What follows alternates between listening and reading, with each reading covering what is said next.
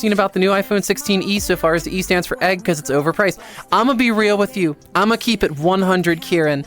I saw a YouTube thumbnail from one of those tech channels saying introducing the iPhone 16e, and I didn't even click on it because I have a 15 or 16 Pro. I don't know what I have right now, but it's good enough. I'm not going to upgrade. It's got Type-C. It's got the cameras I want. So what the fuck else do I need? All I wanted for years from Apple was Type-C. So when they released it, I bought it. Now it's just like, what are they going to upgrade? You already gave me what I wanted. You know what they're probably gonna do? Here's my prediction before watching or learning anything. They're finally gonna unlock fast charging because even with fucking Type-C, Apple has software locked our charging to 25 watts. And I know they could do more because Android proved them wrong. That's the only reason I upgraded from my 14 to my 15, I think it's a 15 Pro, is I wanted Type-C because now my iPad, my phone, my laptop, all my tools for work, my work lights and my power tools, if they're not specific tool batteries, they're Type-C. Cause like, fuck micro USB and like lightning, sure, but it's capping you at USB 2.0 as a data cable, and the charging speed over lightning was honestly slower than a QI charger that could at least push 18 watts. And it's just like, how much more incremental improvement can Apple make before it's not worth it anymore? It's like the PlayStation Xbox wars. They've hit the point where if you make another console, you're just making a computer. Everybody's hitting the glass ceiling of where the fuck does capitalism go from here? You cannot keep manufacturing upgrades at this pace. There's going to be a limit somewhere.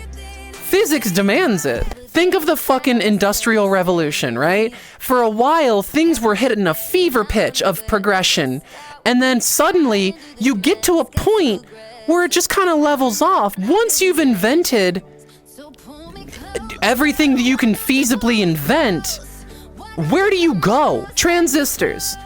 Atoms are only so small. You can only pack so many on-off switches, transistors, into a CPU package. At some point, you are going to hit a maximum density that you cannot increase. And then there's also the environmental impact, which I know none of these assholes ever consider. The power that is required to drive these systems. All of this shit takes juice to run because they're just rocks. This is a quote that I'll steal from a friend. Computers are just rocks that we've tricked into thinking. Okay, cool, but you're gonna have to use a whole lot of electricity for these very complex machines to do a bunch of fucking math just so we can stare at pictures of cats. Yeah, you can innovate and research, but make sure you're not spinning your wheels in the mud. Do something useful instead of just being like, how can we make shareholders happy? How can we not really improve, but slap a new number and label on it and the masses will eat it up? And that's kind of like the whole argument that it's more profitable to keep a sick person on meds than to cure them. And it's kind of like that with electronics, where they need you to buy more. It's why HP has the world's worst ink scheme, where they charge you for the privilege of printing. You literally have to pay those dickheads per month for the amount of pages you plan to print. Because guess what?